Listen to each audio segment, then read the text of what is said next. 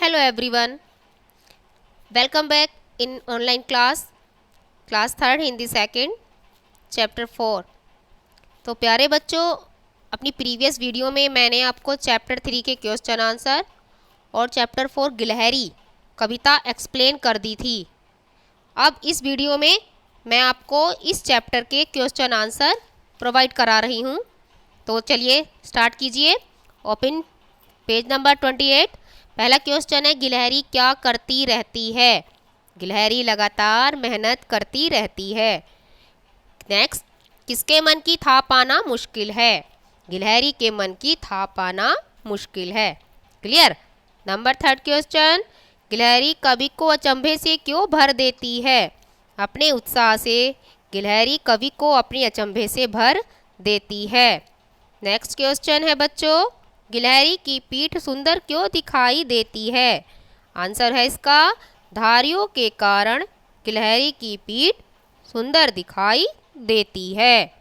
Next है, कवि गिलहरी को क्या करने की सलाह देता है? आंसर है, कवि गिलहरी को ब्याह करने की सलाह देता है, यानी शादी करने की। ठीक है बच्चों, आपका कै पार्ट कंप्लीट। कै पार्ट पर आइए, सही उत्तर पर टिक का निशान लगाइए। नंबर 1, गिलहरी क्या कुतरती रहती है? टिक लगाएंगे फल फूल पर, फल फूल।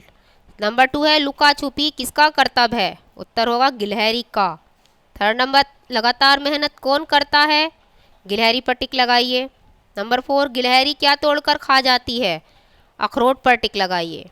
बच्चों, कै और ख पार्ट कंप्लीट हुआ। अब आइए व्याकरण बोध पर।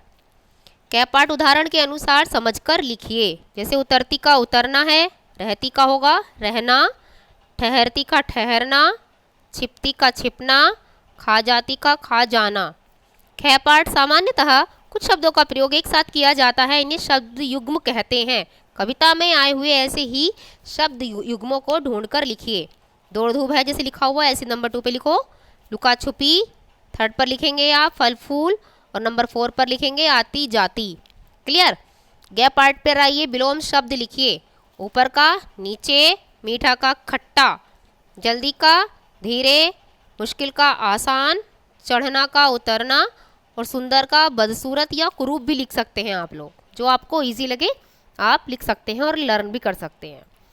सोच विचार पर आइए, मौखिक उत्तर दीजिए। कौन सा जानवर अपने बच्चे को पेट में बनी थैली में लेकर घूमता है? उत्तर होगा इसका कंगारू। नंबर 2, गिलहरी की तरह चंचल किन्हीं 2 और जानवरों के नाम बताइए। लिखेंगे नंबर 1 में चूहा, नंबर 2 पर बंदर। नंबर 3 क्वेश्चन, चींटी हमें क्या शिक्षा देती है? परिश्रम करने की।